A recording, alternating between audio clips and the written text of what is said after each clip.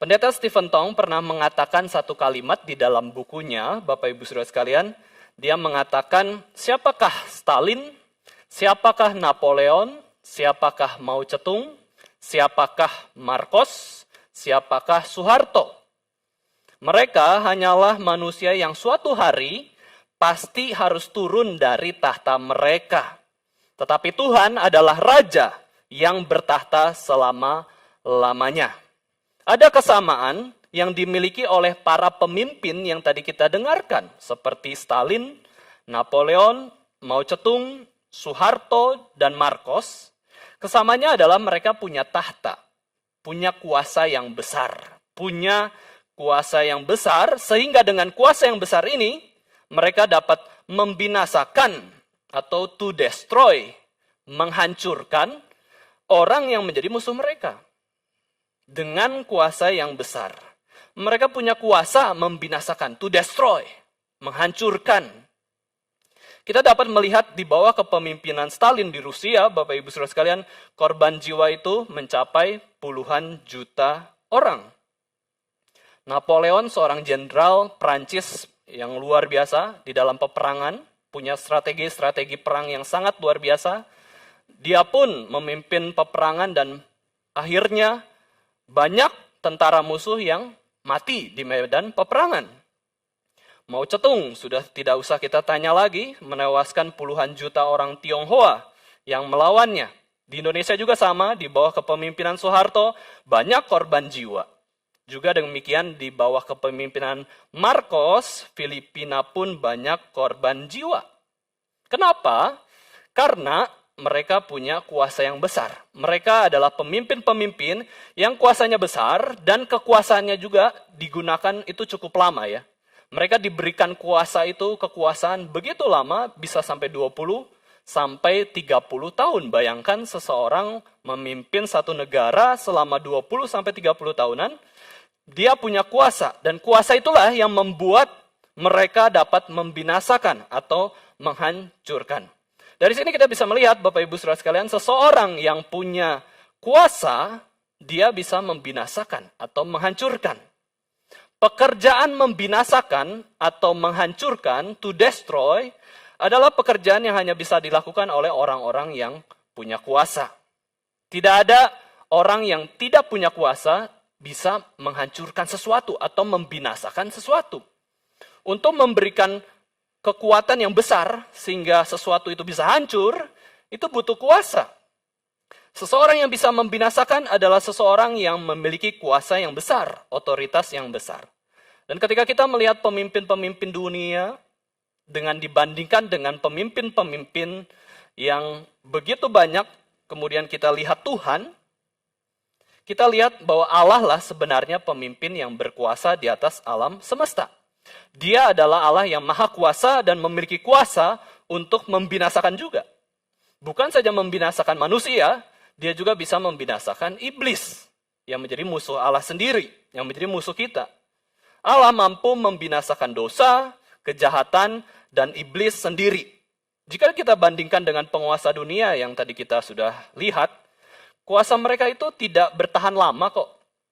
Meskipun mereka bisa sampai 20 tahun, 30 tahun menjadi pemimpin yang diktator, ya, pemimpin yang punya kuasa besar, akhirnya suatu hari nanti mereka juga akan turun kok. Tetapi kalau kita melihat Tuhan, penguasa alam semesta, dia kuasanya itu selama-lamanya.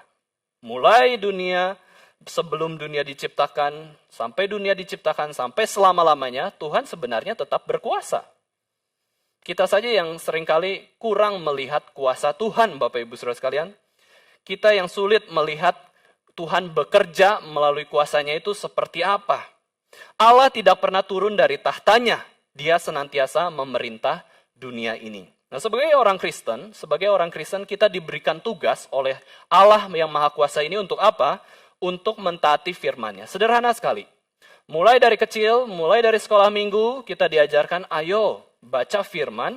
Bukan hanya baca firman, tapi mentaati firman. Bukan hanya mendengarkan firman Tuhan, tetapi melakukan firman Tuhan juga. Kita sudah tahu kok dari kecil. Pertanyaannya, apakah kita sudah melakukan firman Tuhan tersebut? Nah, ada sinonim, Bapak Ibu Saudara sekalian, ada sinonim dari mentaati firman Tuhan. Yaitu apa? Sinonim dari mentaati firman Tuhan adalah sebenarnya membinasakan perbuatan dosa dan perbuatan iblis. Jadi membinasakan perbuatan dosa dan perbuatan iblis itu sama dengan sinonim kita mentaati firman Tuhan. Maka di dalam kehidupan rohani kita sebagai orang Kristen, Bapak Ibu Saudara sekalian, kita butuh kuasa. Ya, kita butuh kuasa Allah. Ya, jangan cuma berdoa, Tuhan berikan aku kemampuan untuk bisa mentaati firman Tuhan. Bukan hanya berdoa, Tuhan kiranya aku bisa melakukan firman ini. Bukan saja sekedar itu, tapi kita harus lihat kenapa kita bisa melakukan firman. Yaitu ada kuasa. Bukan kuasa kita, bukan kuasa roh manusia, melainkan kuasa Roh Kudus yang Tuhan berikan kepada kita. Kuasa Allah untuk apa? Yaitu untuk membinasakan perbuatan-perbuatan dosa. Perbuatan dosa siapa saja? Perbuatan dosa diri kita sendiri. Kedagingan kita ini banyak sekali menggoda kita untuk melakukan dosa. Jadi kita membinasakan dosa siapa saja sih? Pertama, diri kita dulu. Ya, bereskan dosa kita sendiri. Kemudian Tuhan juga memberikan kuasanya untuk membereskan dosa siapa? Dosa iblis yang menggoda manusia untuk melakukan dosa. Ya, iblis pun pekerjaannya itu adalah menggoda manusia untuk melakukan dosa. Dan yang ketiga, kita membinasakan dosa siapa sih? Kita membinasakan dosa orang lain juga. Berarti kita sangat membutuhkan kuasa sebenarnya. Power, kuasa, dan hikmat dari Allah untuk melakukan tugas mentaati firman Tuhan atau membinasakan perbuatan-perbuatan dosa. Nah, dalam 1 Yohanes yang akan kita bahas ini, Yohanes ingin sekali agar setiap orang Kristen itu menguduskan diri dan menaati firman Tuhan atau membinasakan perbuatan-perbuatan dosa. Mari kita buka Alkitab kita, 1 Yohanes 3, Bapak Ibu Saudara sekalian. 1 Yohanes 3 ayat yang ke-7, kita akan melanjutkan pembahasan firman Tuhan. 1 Yohanes 3 ayat 7, kita akan baca bersama-sama ayat yang ke-7. 1 Yohanes 3 ayat 7, kita baca bersama-sama. 1, 2, 3. Anak-anakku, janganlah membiarkan seorang pun menyesatkan kamu. Barang siapa yang berbuat kebenaran adalah benar, sama seperti Kristus adalah benar. Nah, kenapa Yohanes memberikan nasihat ini, Bapak Ibu Saudara sekalian? Karena memang di jemaat yang menjadi pembaca surat 1 Yohanes ini, ada sebagian jemaat yang menganggap diri itu benar ya pada ajaran mereka sendiri. Jadi mereka menganggap ada ajaran yang mereka terima entah dari siapa, itu mereka anggap ajaran itu benar, tapi sebenarnya bertentangan dengan firman Tuhan. Gereja pun mengalami ancaman seperti ini, Bapak Ibu Saudara sekalian, bahwa banyak orang di dalam gereja ternyata ajarannya pun salah. Mereka anggap ajaran mereka itu benar, tetapi kalau kita bandingkan dengan firman Tuhan, ternyata ajaran itu salah. Kelompok itu anggap diri benar, tapi sebenarnya tidak benar. Kayak gitu ya. Anggap diri benar, tapi sebenarnya tidak benar. Dan kelompok yang dihadapi oleh Yohanes adalah orang-orang yang bermasalah, khususnya di dalam hal kristologi. Nah, Bapak Ibu Saudara sekalian, orang-orang yang sangat disayangkan di dalam kekristenan adalah ketika mereka tersesat dalam dua doktrin ini. Pertama, doktrin kristologi atau doktrin Allah lah ya. Doktrin Allah, kemudian doktrin keselamatannya. Karena ketika salah di dalam doktrin itu, maka fatal. Salah mengenal Kristus, ya tidak selamat. Salah mengenal Allah, ya tidak selamat. Salah jalan keselamatan, ya tidak selamat juga. Selamat saja tidak, bagaimana mau bertumbuh? Nah, itu adalah kesalahan-kesalahan yang fatal di dalam ajaran. Nah, kelompok orang yang dilayani oleh Yohanes ini, mereka tidak percaya inkarnasi Yesus Kristus. Padahal mereka mengaku diri mereka gereja. Padahal mereka mengaku saya percaya Yesus Kristus. Tetapi mereka tidak percaya Yesus itu inkarnasi. Yesus itu jadi daging. Tuhan yang menjelma menjadi manusia. Mereka percaya bahwa Yesus yang ada di dunia itu hanyalah roh saja. Roh seperti manusia, bukan sepenuhnya manusia. Jadi roh seperti manusia. Mereka nggak percaya Yesus itu ada daging, ada darah itu ya, tulang, nggak percaya. Lalu mereka juga sebagian kelompok ada yang percaya Yesus itu punya dua kepribadian. Kadang-kadang dia jadi Allah, kadang-kadang dia jadi manusia. Mungkin waktu kita baca firman Tuhan seringkali kita bingung juga ya. Katanya Tuhan Yesus itu Tuhan. Kok disebutnya dia tidak tahu sih hari kedatangannya? Ya, orang bingung. Ini tuh Tuhan Yesus tuh lagi jadi manusia atau jadi lagi Tuhan? Padahal kan kita tidak memahami kristologi duinatur itu seperti itu ya. Yesus itu 100% Tuhan, Yesus itu 100% manusia. Ya sudah. Alkitab saja yang membedakan, menjelaskan, kadang-kadang Yesus yang ditekankan adalah natur manusianya. Kadang-kadang di Alkitab, di tulisan Alkitab, Yesus ditekankan natur Tuhannya. Kita nggak bisa gabung. Misalkan Tuhan Yesus di atas kayu salib, loh, katanya Tuhan Yesus di atas adalah Tuhan. Kau bisa mati di atas kayu salib? Ya enggak. Waktu Tuhan Yesus mati di atas kayu salib, itu waktu Yesus dijelaskan sebagai natur manusianya. Tapi dia tetap Tuhan nggak? Tetap Tuhan. Nah, jadi di dalam kelompok tersebut ada kepribadian yang percaya bahwa kepribadian Yesus itu ada dua. Berubah-ubah, kadang jadi manusia, kadang jadi Tuhan. Nah, dapat dikatakan mereka betul-betul tidak mengerti dan percaya Injil yang sejati. Mereka nggak percaya doktrin keselamatan, mereka tidak percaya doktrin Alkitab yang dijelaskan oleh para rasul dan para nabi. Padahal mereka di gereja. Nah ini bahaya. Kalau mereka menyebarkan ajaran-ajaran yang salah itu, mempengaruhi orang-orang lain, kasihan kan orang-orang yang sungguh-sungguh mencari Kristus. Inilah yang menjadi pemikiran dan kekhawatiran Yohanes.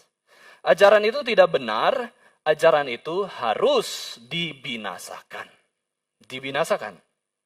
Maka Rasul Yohanes menasihati di ayat yang ke-7, ada dua nasihat. Yang pertama adalah, jangan membiarkan seorang pun menyesatkan atau menipu kamu.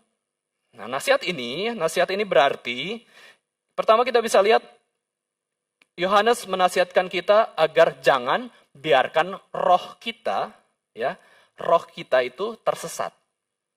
Biasanya kita tersesat sangat mudah kan, waktu kita secara fisik, mau datang ke GRI Semarang tersesat. Itu secara fisik. Tetapi sebenarnya roh kita juga bisa tersesat kok. Ya, tersesat itu dalam arti apa? Ada roh kesesatan, ada ajaran-ajaran yang sesat yang masuk di dalam kerohanian kita. Dan kalau kita berpikir soal ketersesatan, soal hal yang tersesat itu, maka resiko paling parah dari tersesat itu apa? Resiko paling parah dari tersesat itu apa? Yaitu mati. Ya, mati. Kalau kita tersesat, nggak ketemu tujuan kita, tempat tujuan kita, bahkan kita tidak ketemu tempat berangkat kita, resiko paling parah adalah mati. Maka jika kerohanian kita tersesat, tidak pada jalan yang benar, maka kerohanian kita juga bisa mati. Dan resiko yang paling buruk itu mati. Resiko kedua yang terburuk adalah stagnan. Tidak ada pertumbuhan di dalam kerohanian kita. Kalau memang kita memiliki ajaran yang sesat. Kalau kerohanian kita sesat, kita nggak bisa berelasi dengan Tuhan dengan baik. Ya, kita gagal untuk mengenal Tuhan yang sejati. Kita mengembara, tapi tidak pada tujuan yang benar. Padahal kerohanian kita memang mengembara, cuman yang benar itu dipimpin oleh Roh Kudus. Maka dari itu jangan sampai kita tertipu dengan ajaran yang sesat. Dan dengan kata lain, kita harus aktif juga melawan kesesatan atau segala dusta. Jangan terkena tipuan dari ajaran-ajaran gereja ataupun orang-orang di sekitar kita. Dalam mendengarkan khotbah, Bapak Ibu Saudara sekalian, misalkan khotbah hari ini saja, kita perlu aktif kok. Jangan kita hanya pasif menerima, tapi kita aktif mencari berkat Tuhan. Dan kalau perlu, kita berdoa kepada Roh Kudus, tolong ajarkan saya memfilter apa yang saya dengarkan ini sesuai dengan Alkitab atau tidak. Ya, jangan hanya sebatas rutinitas. Ya, saya harus ke gereja, saya orang Kristen hari Minggu harus datang ke gereja, tidak. Kita harus aktif, karena ini adalah wujud kita memperhatikan kerohanian kita, berusaha supaya tidak tersesat. Bayangkan kalau sudah terkena tipuan, maka ini sangat mematikan. Misalnya, Bapak Ibu Saudara sekalian, seolah-olah percaya Yesus yang sejati, tetapi bukan. Ya berarti apa? Tidak selamat. Seolah-olah diselamatkan, tetapi sebenarnya tidak diselamatkan. Tipuan ini sangat berbahaya. Kita bisa ditipu juga. Kita pikir kita orang Kristen. Kita pikir kita menerima ajaran yang benar. Tapi itu hasil tipuan iblis. Amsal 20 ayat 17, di situ dikatakan, roti hasil tipuan itu sedap rasanya. Tetapi kemudian mulutnya penuh dengan kerikil. Ini peribahasa yang unik ya tentang soal dusta atau tipuan. Roti hasil menipu itu sedap rasanya. Tetapi ketika di mulutnya penuh dengan kerikil. Artinya adalah roti hasil tipuan ya atau sesuatu hal apapun yang diperoleh dari penipuan bisa saja sedap dan menyenangkan. Kita peroleh sesuatu dengan cara yang salah, itu mungkin rasanya sedap dan menyenangkan. Tapi ketika kita memakan atau menggunakan hal tersebut, hal itu akan menjadi pahit, keras, dan menyakitkan seperti kerikil. Ya, roti hasil tipuan itu sedap rasanya, tetapi kemudian mulutnya itu penuh dengan kerikil. Pasti ada ganjarannya, ya, pasti ada sakitnya waktu kita dapat sesuatu dengan menipu ataupun ajaran yang salah. Yang kedua, nasihat Yohanes di dalam ayat 7, 1 Yohanes 3 ayat 7 ini, dengan kata lain Rasul Yohanes juga mengajarkan, ayo mari kita praktekkan kebenaran. Mari lakukan kebenaran sama seperti Kristus adalah benar. Bapak Ibu Saudara sekalian, apa sih kebenaran bagi orang Kristen? Waktu kita ditanya, apa sih kebenaran? Kita langsung menjawab paling mudah itu, udah firman Tuhan ya. Kebenaran bagi orang Kristen adalah firman Tuhan. Ya, kebenaran bagi orang Kristen adalah firman Tuhan. Dengan demikian, waktu kita menaati firman Tuhan, kita pun sedang melakukan kebenaran. Perintah utama dari firman Tuhan adalah mengasihi Allah, mengasihi sesama, mengasihi diri sendiri. Dengan kata lain, kebenaran kita adalah melakukan kasih. Dengan kata lain, kebenaran kita adalah memiliki kerohanian yang serupa dengan Kristus. Bapak Ibu Saudara sekalian, di dalam kehidupan Yesus Kristus, Yesus itu mengasihi Allah Bapa, Yesus itu mengasihi Roh Kudus, Yesus itu mengasihi sesamanya manusia, dan Yesus juga mengasihi dirinya sendiri. Yesus melakukan firman Tuhan. Menjadi serupa dengan Kristus adalah kebenaran orang Kristen. Kebenaran orang Kristen bukan saja firman Tuhan, tetapi menjadi serupa dengan Kristus. Kristus yang baik, kita mau baik seperti Kristus. Kristus yang penuh kasih, Kristus yang penuh pengampunan, Kristus yang penuh bijaksana, Kristus yang penuh kepemimpinan, kita mau mengikuti teladannya. Itulah kebenaran orang Kristen. Kita melakukan kebenaran. Nah, dari mana kita dapat melakukan kebenaran? Jawabannya kembali ya, kembali. Itu bukan karena usaha kita, melainkan roh yang ada di dalam diri kita, yaitu roh kebenaran. Roh Kudus itu sendiri. Roh Kudus yang menolong kita untuk melakukan kebenaran. Bukan karena kita, bukan karena pertolongan orang lain.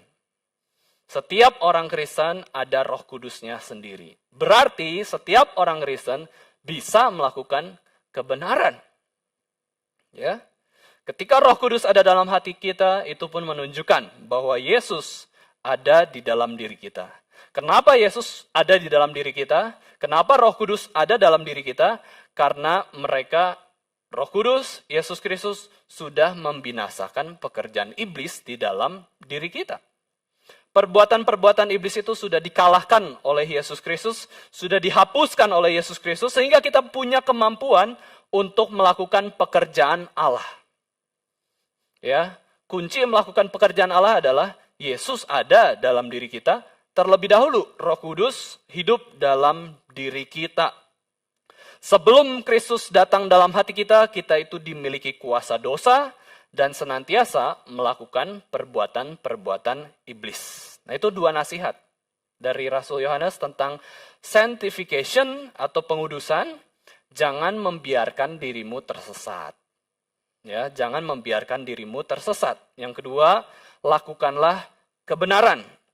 Nah, kemudian Yohanes di ayat 8 dan ayat 9 itu menjelaskan tentang dua identitas. Ya, dua identitas rohani manusia yang begitu kontras. Ayat 8 itu menceritakan identitas manusia yang terus melakukan dosa. Itu identitas yang pertama, di ayat 8. Di ayat ke-9, itu adalah identitas yang kedua, yaitu orang yang tidak terus melakukan dosa. Itu perbedaan yang kontras. Dua-duanya melakukan dosa enggak? Identitas yang pertama melakukan dosa, identitas yang kedua melakukan dosa. Bedanya adalah di kata terus dan tidak terus. Terus dan tidak terus. Nah, kita bahas dulu ayat 8, identitas yang pertama. Mari kita baca bersama-sama, Bapak Ibu Saudara sekalian, 1 Yohanes 3 ayat 8. 1 Yohanes 3 ayat 8, kita baca bersama-sama, 1, 2, 3. Barang siapa yang tetap berbuat dosa berasal dari iblis, sebab iblis berbuat dosa dari mulanya. Untuk inilah anak Allah menyatakan dirinya, yaitu supaya ia membinasakan perbuatan-perbuatan iblis itu. Identitas yang pertama adalah orang yang berasal dari iblis. Orang yang berasal dari iblis, atau kita sebut bapaknya itu iblis. Ini identitas yang pertama. Ya, orang yang asalnya dari iblis. Ya, bapaknya itu iblis.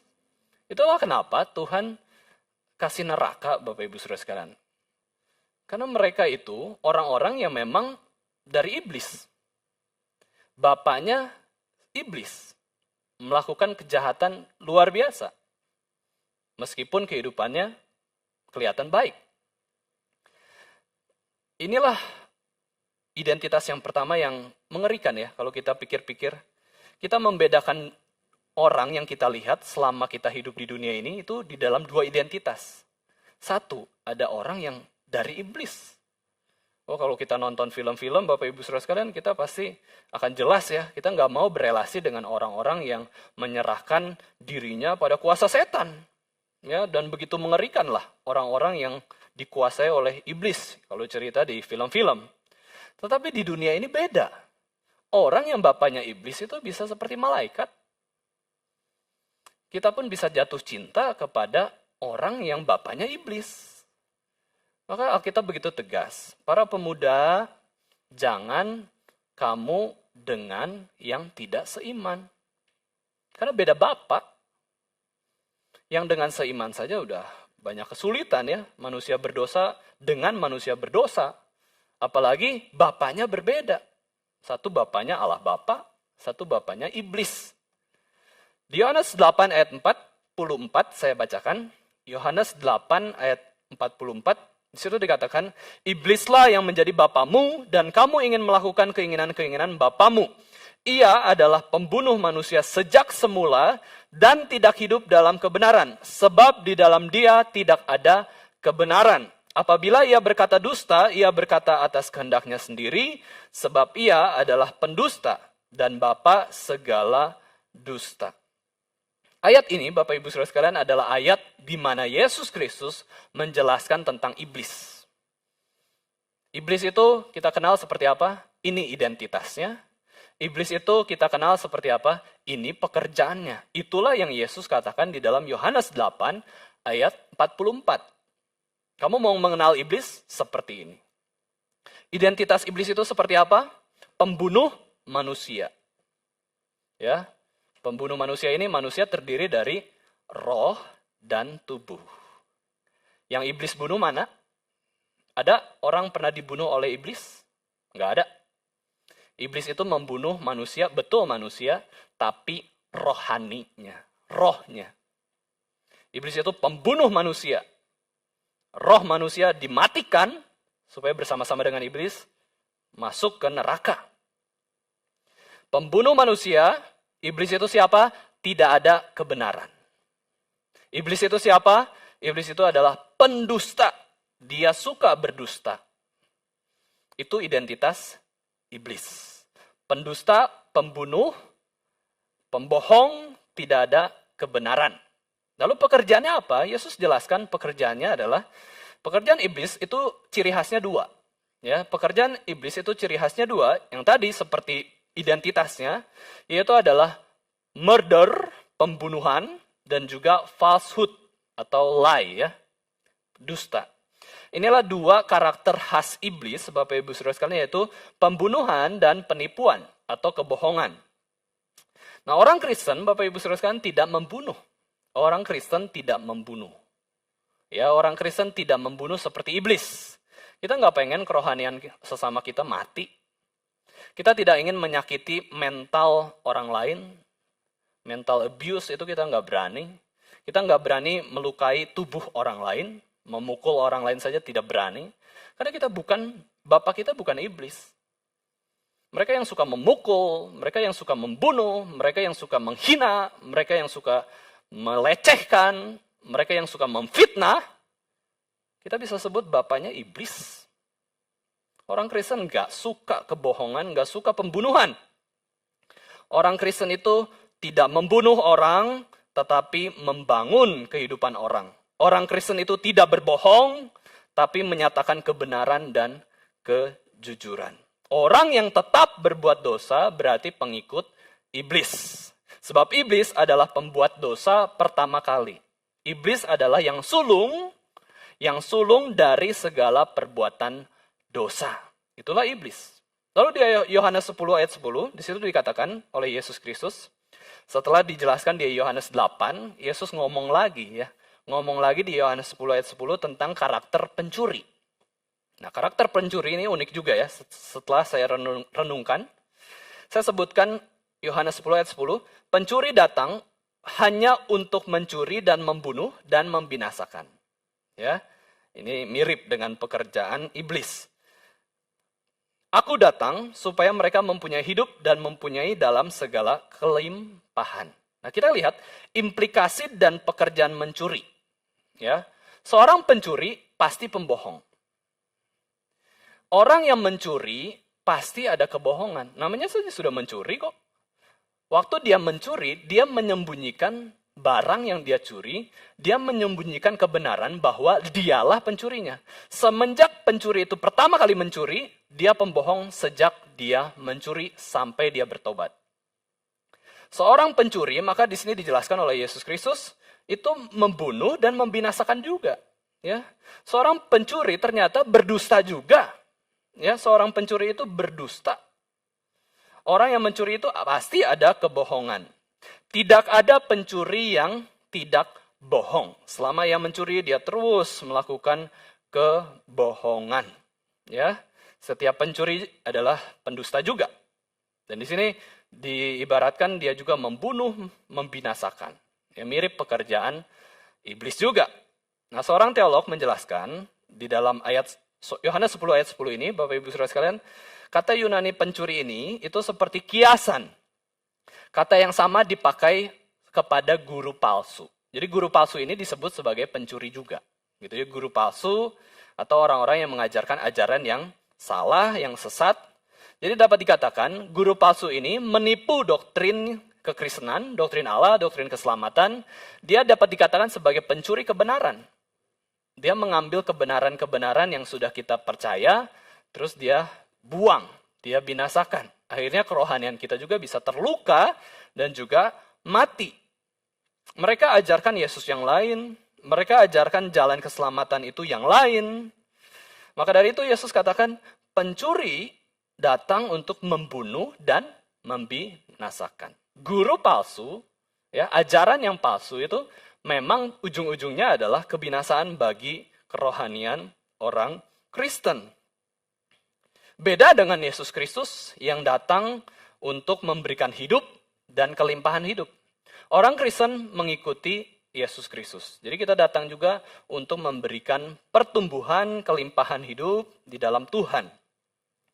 Nah, Bapak Ibu Saudara sekalian, barang siapa mempraktekkan dosa terus-menerus atau keeps on sinning, maka mereka adalah milik iblis. Ini berarti orang-orang tersebut itu dimiliki oleh iblis. Ya, bapaknya adalah iblis.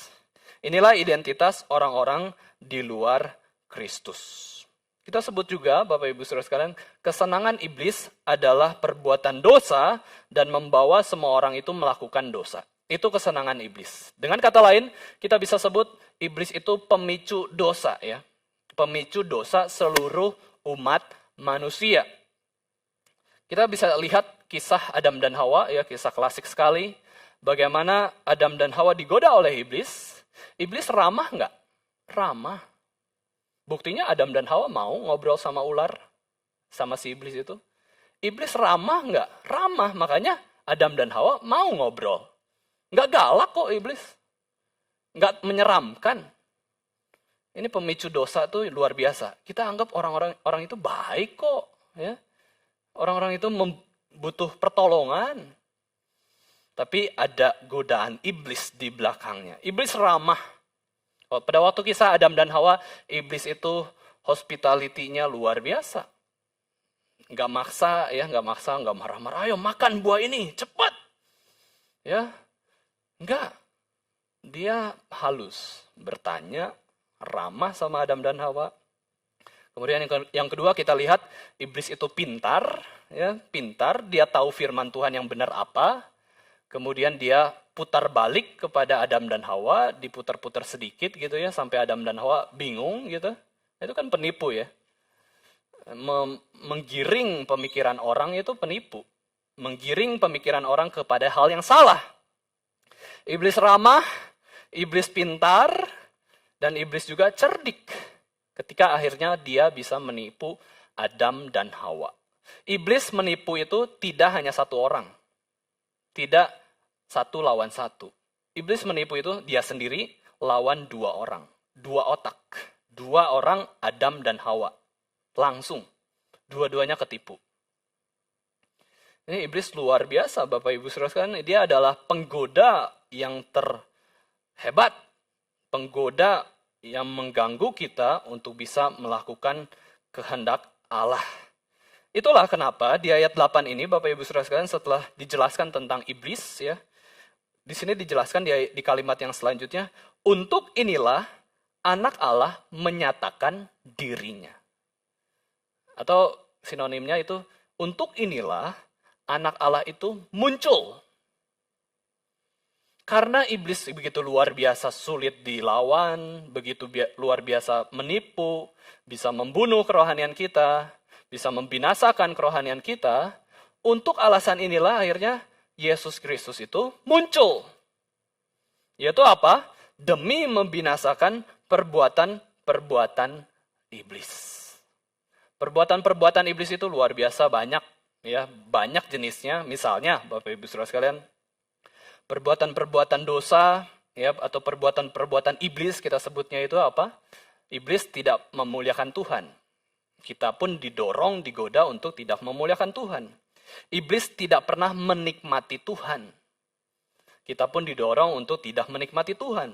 Tidak saling mengasihi, membuat orang kecanduan, membuat orang Kristen tidak melakukan pelayanan atau pekerjaan Tuhan. Segala perbuatan iblis adalah antitesis dari perbuatan Allah. Ya, segala pekerjaan iblis itu selalu antitesis dengan pekerjaan Allah.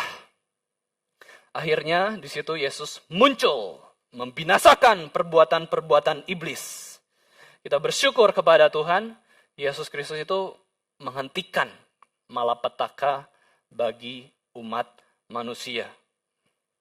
Ketika Tuhan Yesus membinasakan perbuatan-perbuatan iblis, membinasakan kuasa dosa itu yang membelenggu kita, implikasinya itu sangat banyak.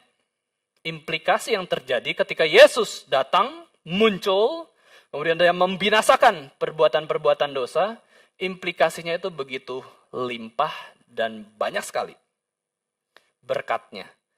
Yaitu Yesus berarti membinasakan hukuman kekal yang harusnya kita timpa. Sebagai orang yang berdosa, Yesus mengalahkan maut. Yesus mengubah konsep kematian bagi orang Kristen, itu justru jalan menuju pertemuan dengan Tuhan. Yesus membinasakan hukuman kekal. Ketika Tuhan Yesus membinasakan perbuatan iblis, itu implikasinya juga apa? Yesus juga membinasakan kesedihan, penderitaan, kesengsaraan. Ya, ini implikasi dari kehidupan yang kekal. Implikasi bagaimana kita diselamatkan oleh Kristus, itu akan dibinasakan. Ya memang tidak langsung pada waktu kita hidup, tapi ada potensi itu, kita bisa gak sedih, seperti orang-orang yang belum dalam Kristus. Kita waktu menerima sengsara, penderitaan tidak sesengsara atau semenderita orang-orang yang di luar Kristus. Dan suatu hari nanti betul-betul segala perbuatan iblis itu dibinasakan ketika kita masuk ke surga. Nah ini ya, ini adalah pembinasaan perbuatan iblis dan implikasinya yang begitu indah dan begitu besar. Inilah kuasa Allah, iblis yang ingin membinasakan manusia akan dibinasakan oleh Yesus Kristus sendiri. Inilah kenapa Yesus itu muncul ya. Muncul sebagai penyelamat kita. Nah sekarang, sejak kapankah rencana pembinasaan perbuatan-perbuatan iblis ini, Bapak Ibu Saudara sekalian? Sejak kapankah rencana pembinasaan perbuatan-perbuatan iblis ini sudah Tuhan kerjakan? Nah kita akan melihat 4 ayat. Ayat pertama itu Efesus 1 ayat 4. Saya kebacakan ya dengan cepat. Sebab di dalam Dia Allah telah memilih kita sebelum dunia dijadikan supaya kita kudus dan tak bercacat di hadapannya. Efesus 1 ayat 4, ini adalah predestinasi. Ini adalah bagaimana Allah sudah merencanakan sejak dahulu kala bahwa ada pekerjaan membinasakan perbuatan-perbuatan iblis yang Yesus lakukan sejak kekekalan. Lalu kita lihat Kejadian 3 ayat 15, ini disebut juga sebagai proto-evangelium. Ya, tadi ya kita ingat Efesus 1 ayat 4 predestinasi.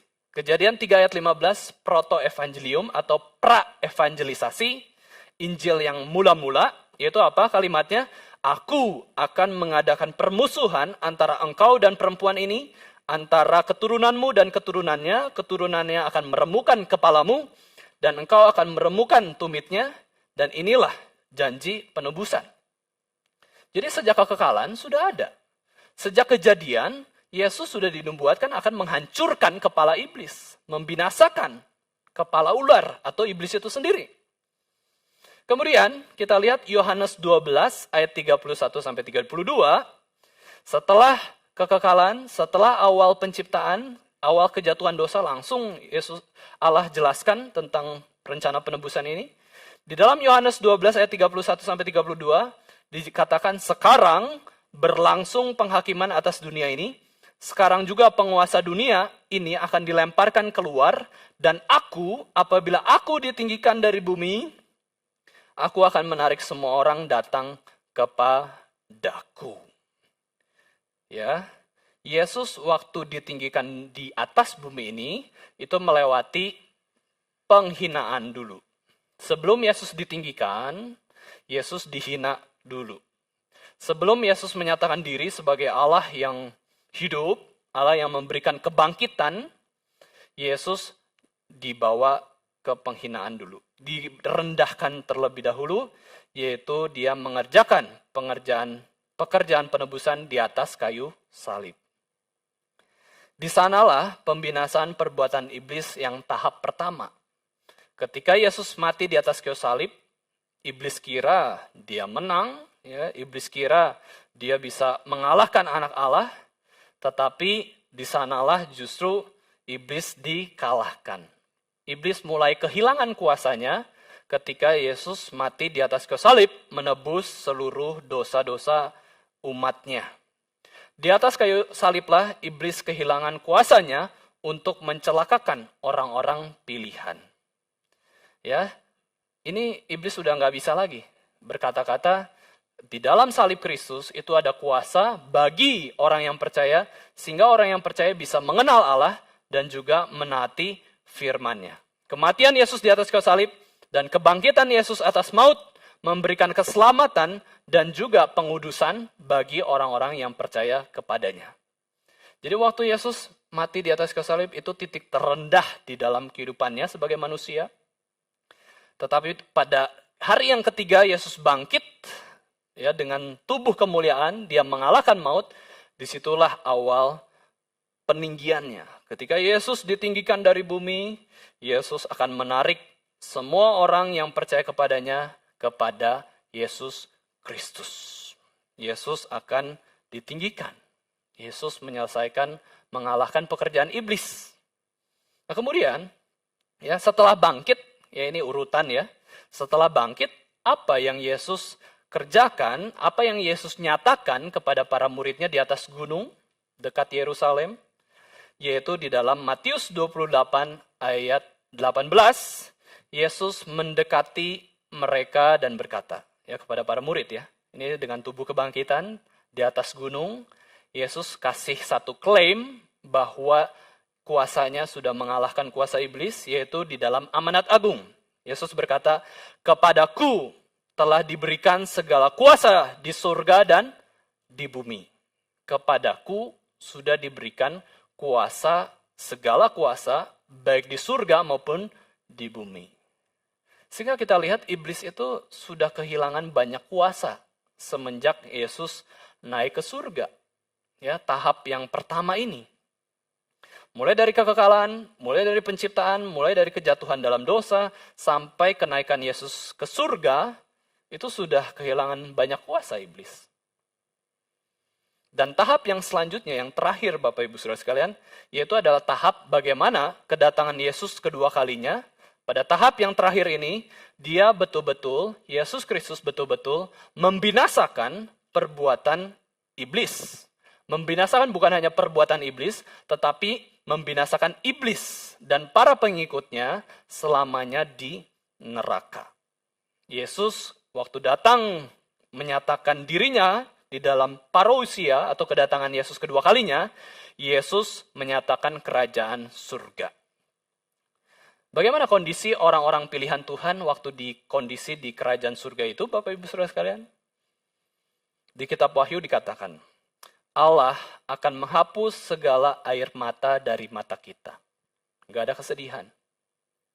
Nggak ada hal yang membuat kita sedih di surga, karena sudah dibinasakan kok pekerjaan-pekerjaan iblis oleh Yesus Kristus. Maut tidak akan ada lagi, nggak ada kematian di surga. Tubuh kemuliaan itu akan hidup selama-lamanya. Kita bisa berelasi dengan Yesus Kristus, kita bisa berelasi dengan Allah Bapa, kita pun bisa berelasi dengan Roh Kudus dengan leluasa di surga nanti. Tidak akan ada lagi perkabungan, itu di kitab Wahyu ya dikatakan, nggak ada kesedihan. Ya, ayo berkabung. Nggak ada rumah duka. Di surga nggak ada rumah duka. Di dunia saja ada rumah duka. Atau duka cita ya, di kitab Wahyu disebutkan nggak ada lagi duka cita. Sebab segala sesuatu yang lama itu telah berlalu. Wah, indah sekali ya janji Tuhan itu. Nanti waktu kedatangan Yesus kedua kalinya, bagi kita yang percaya kepada Yesus Kristus, itu nggak ada lagi kesedihan. Nggak ada lagi kematian. Nggak ada rumah duka. Nggak ada rumah sakit. Nggak ada penderitaan. Itu janji Kristus di dalam membinasakan segala perbuatan iblis dan iblis itu sendiri dan pengikutnya. Nah, waktu kita lihat Bapak Ibu Saudara sekalian, Yesus Kristus, dia yang sulung dalam membinasakan perbuatan-perbuatan iblis. Jadi kita lihat, ada pekerjaan Yesus yang Yesus kerjakan, yaitu membinasakan perbuatan-perbuatan iblis yang kita bahas pada hari ini. Dia membinasakan dosa diri kita, dosa godaan iblis itu, dan juga dosa orang-orang di sekitar kita. Dia membatalkan semua rencana-rencana iblis, maka dari itu dialah teladan dalam menaati firman Tuhan. Sekarang kita ingat bagaimana Yesus Kristus hidup di dunia. Ketika Yesus hidup di dunia, dia itu manusia 100%. Nah sekarang kita fokus ke manusianya ya. Nggak usah pikir dia Tuhan 100% juga, makanya dia bisa taat firman, bukan itu ya. Kita fokus kepada manusia itu 100%. Memang dia juga ya Allah 100%. Tetapi waktu dia manusia 100%, berarti dia bisa jatuh ke dalam dosa nggak? Ya bisa, namanya manusia. Tetapi Yesus itu taat 100%. Dia membinasakan perbuatan-perbuatan dosa dan segala godaan iblis. Kita bisa lihat di dalam perkataan Yesus ya, waktu Yesus mengatakan sebagai manusia yang disertai oleh Roh Kudus, dia katakan bahwa di dalam kitab Injil ada perkataan enyahlah iblis. Enyahlah iblis hanya disebut di dalam Alkitab 2 kali saja. Enyahlah iblis. Enyahlah iblis. Hanya disebutkan di dalam 2 kisah. Yang pertama, waktu Yesus dicobai di padang gurun. Di pencobaan yang ketiga, Yesus katakan, enyahlah iblis, kepada Allah sajalah engkau harus berbakti. Yesus itu manusia, dia bisa lapar, dia bisa haus, dia bisa jatuh ke dalam dosa, makanya Yesus cobai. Kalau Yesus nggak bisa jatuh, ya ngapain iblis cobai? Iblis itu ingin menjatuhkan Yesus. Tapi pada saat itu Yesus mengusir iblis, membinasakan iblis, ya. Enyahlah iblis. Kisah yang kedua, di mana Yesus mengatakan enyahlah iblis adalah kepada Petrus, ya. Waktu Petrus menghalang-halangi rencana penebusan Yesus Kristus, Yesus mengatakan enyahlah iblis. Enyahlah iblis. Ya. Kepada orang-orang penentang rencana Allah, Yesus usir. Ya, itu adalah godaan iblis, itu adalah pekerjaan iblis. Ini adalah bukti bahwa sebenarnya Yesus dengan kuasanya, dengan kuasa Roh Kudus, Yesus itu membinasakan iblis dan perbuatan-perbuatan iblis. Demikian kita pun sebenarnya punya beban ini, tugas ini. Mari kita lihat ayat 9, Bapak Ibu Saudara sekalian. Ayat yang terakhir yang menjadi pembahasan kita. 1 Yohanes 3 ayat 9 kita baca bersama-sama. 1 Yohanes 3 ayat 9, 1, 2, 3. Setiap orang yang lahir dari Allah tidak berbuat dosa lagi, sebab benih ilahi tetap ada di dalam dia dan ia tidak dapat berbuat dosa karena ia lahir dari Allah. Inilah identitas kedua yang dijelaskan oleh Yohanes, yaitu adalah orang-orang yang memang lahir dari Allah atau bapaknya adalah Allah sendiri. Tidak berbuat dosa terus karena ada apa? Ada benih ilahi. God's seed, ya. Benih ilahi. Inilah kelahiran baru.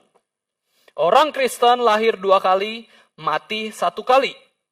Sejak kelahiran baru atau regenerasi, kita punya benih ilahi. Benih ilahi itu apa?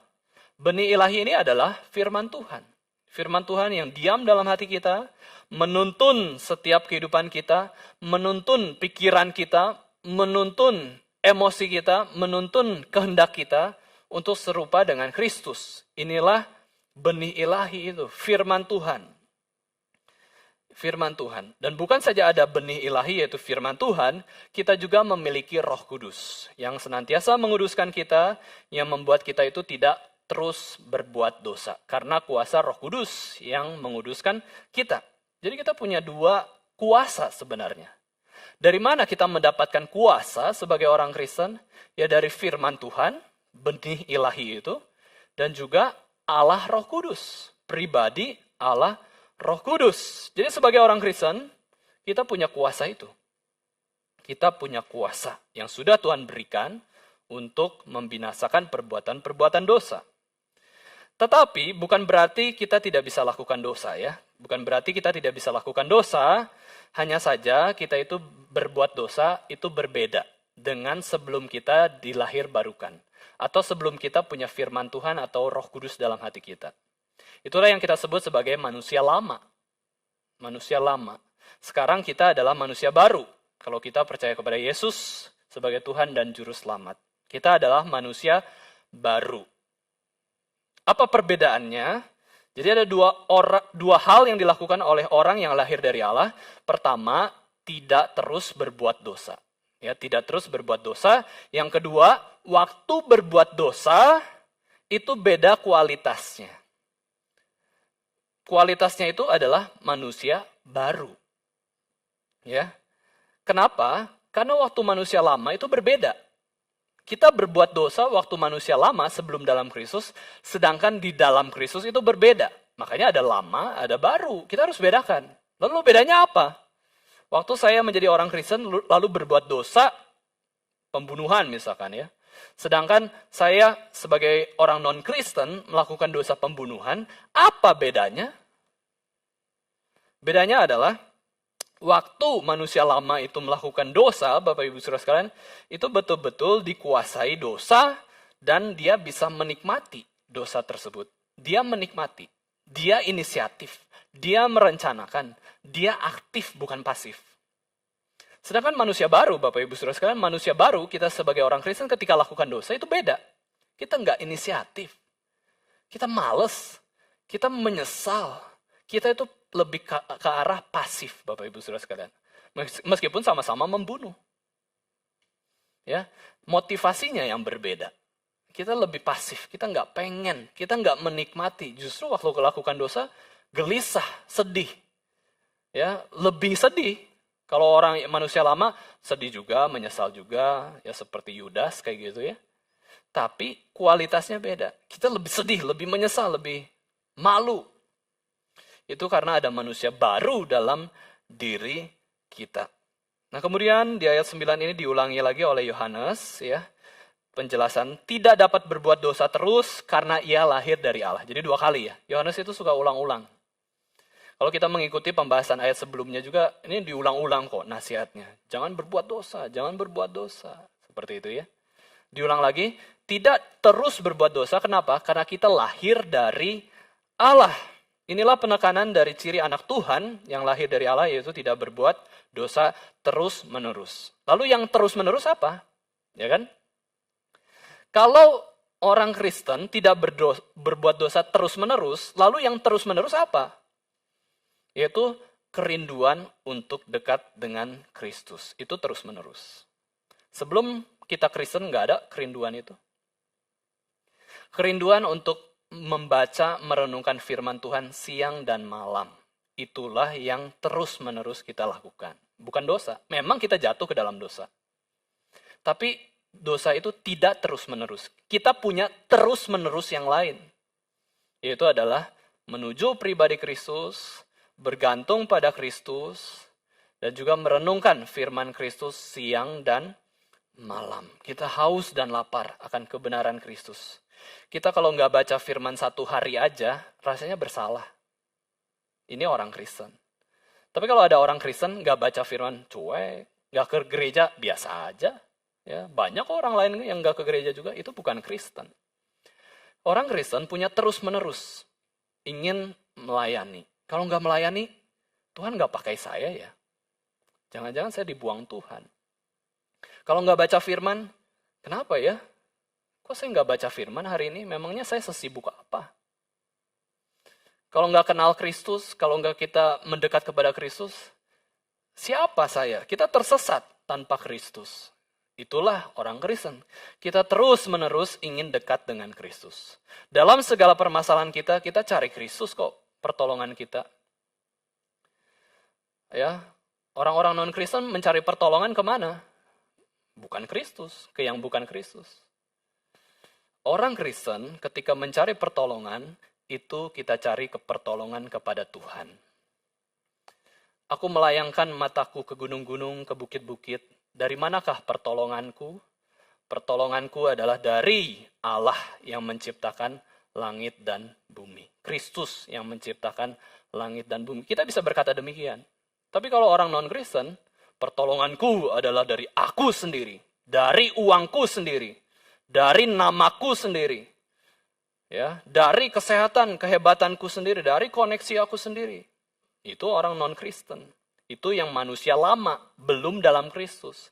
Tapi orang-orang Kristen itu terus-menerus mencari Tuhan. Kita bersyukur, kita sebagai orang Kristen berarti kita lahir dari Allah. Masa depan kita, Bapak Ibu Saudara sekalian, masa depan kita, hari esok kita itu kita bisa isi dengan pekerjaan baik di dalam Kristus. Orang non-Kristen gak bisa loh. Mereka kenal Kristus aja enggak. Mau berbuat baik kepada Kristus bagaimana? Kenal aja enggak. Kita punya pengharapan. Kita sudah kenal Kristus. Berarti nanti setelah ibadah, kita bisa melakukan sesuatu untuk Kristus. Nanti besok setelah bangun pagi, kita bisa melayani, menyembah Kristus. Kita bisa lakukan perbuatan kebenaran, bukan perbuatan dosa yang terus-menerus. Kebenaran terus-menerus, itu pengharapan kita. Kita bisa lakukan itu. Masa depan kita itu cerah.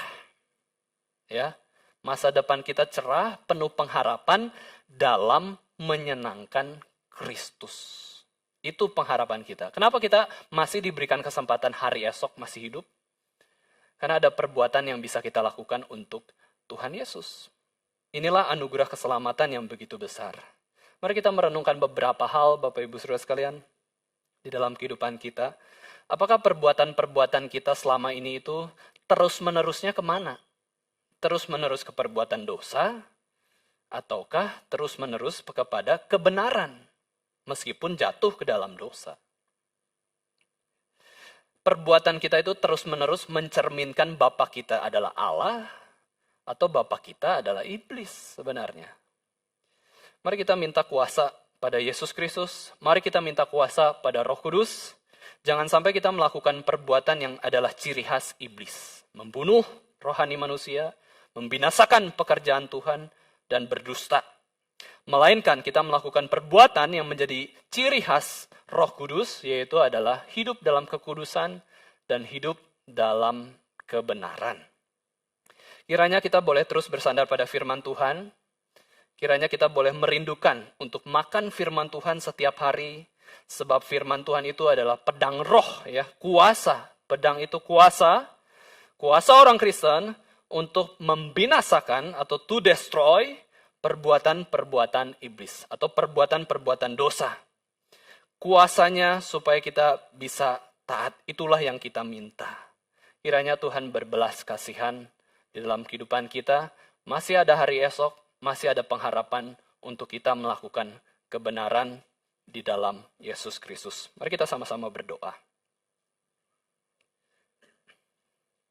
Tuhan, terima kasih untuk kebenaran firman Tuhan yang boleh kami dengar.